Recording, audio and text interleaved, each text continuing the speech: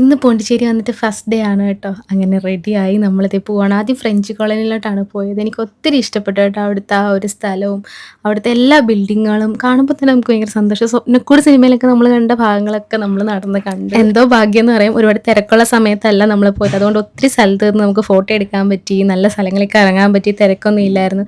എൻ്റെ നാടെന്ന് പറയുന്ന ഒരു മലയാളി റെസ്റ്റോറൻറ്റ് ഉണ്ടായിരുന്നു. അവിടെ പോയി ഉച്ചയ്ക്ക് ഫുഡൊക്കെ കഴിച്ചു. 3 ദിവസം പോണ്ടിച്ചേരിയിൽ നിൽക്കണം എന്ന് വിചാരിച്ചിട്ടാണ് നമ്മൾ പോയത്. ടോട്ടൽ 5 ദിവസത്തെ പ്ലാൻ ആയിരുന്നു കേട്ടോ. നമുക്ക് അങ്ങോട്ടും ഇങ്ങോട്ടും ബൈക്കിൽ പോയി വരാൻ തന്നെ നമുക്ക് 2 ദിവസം വേണം. അങ്ങനെ നമ്മളൊരു 575 കിലോമീറ്റർ ട്രാവൽ ചെയ്ത് വന്നതിൻ്റെ ഒരു എന്താ പറയുക, വർത്തായെന്ന് വേണമെങ്കിൽ പറയാം. ഓരോ സ്ഥലവും നടന്ന് കണ്ടു. ഒട്ടും തിരക്കില്ലായിരുന്നു കേട്ടോ. ഞാൻ പോണ്ടിച്ചേരി വീഡിയോസ് ഒക്കെ കണ്ടിരിക്കുന്ന വീഡിയോസിലൊക്കെ തിരക്കാണ്. പക്ഷെ നമ്മൾ വന്നപ്പോൾ ഒട്ടും ആൾക്കാരില്ലായിരുന്നു. ഈവനിങ് ടൈമിലൊക്കെ നല്ലപോലെ നമുക്ക് ഫോട്ടോ എടുക്കാൻ പറ്റി, സ്ഥലങ്ങളൊക്കെ കാണാൻ പറ്റി. നമുക്ക് ഭയങ്കര ഒരു സന്തോഷം തോന്നുന്ന ഒരു ടൈപ്പ് സ്ഥലം. പക്ഷേ റോഡ് സൈഡൊക്കെ കുറച്ച് വൃത്തികേടായിട്ടാണ് അവരിടുന്നത്. എന്താണെന്ന് എനിക്കറിയത്തില്ല. ഇത്രയും വഴിക്ക് ഞാൻ ഇതുവരെ ഒത്തിരി സ്ഥലത്ത് നമ്മൾ പോയിട്ടുണ്ട്, തെങ്കാശിയിൽ, തഞ്ചാവൂർ. പക്ഷെ റോഡ് സൈഡിൽ ഇത്രയും വൃത്തിയുടെ ഞാൻ ഇവിടെ വന്നിട്ടാണ് കാണുന്നത്. പിന്നെ നമ്മൾ കുറേ എൻജോയ് ചെയ്തൊക്കെ നടന്ന് ഗിറ്റാറൊക്കെ വായിച്ചാണെന്ന്. പിന്നെ നടന്ന് ക്ഷീണിച്ചപ്പോൾ കാപ്പി കുടിക്കാനായിട്ട് പോയി. ഇന്നത്തെ ദിവസം തന്നെ 8ാമത്തെ ചായയാണ് ഇട്ടത്. ചായ കുടിച്ചിട്ട് നമ്മൾ ബീച്ചിൽ പോയി.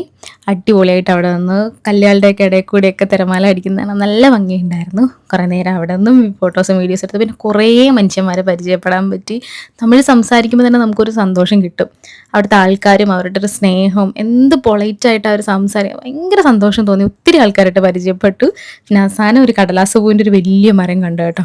അതെല്ലാം കഴിഞ്ഞ് റൂമിലെത്തി. അങ്ങനെ 3-4 ദിവസം പെട്ടെന്ന് പോയി. നമ്മുടെ റൂമിനോടൊക്കെ ടാറ്റ പറഞ്ഞ് നമ്മൾ ഇറങ്ങി. ഇനി നമ്മൾ നേരെ മധുരയിലോട്ടാണ് പോണത്.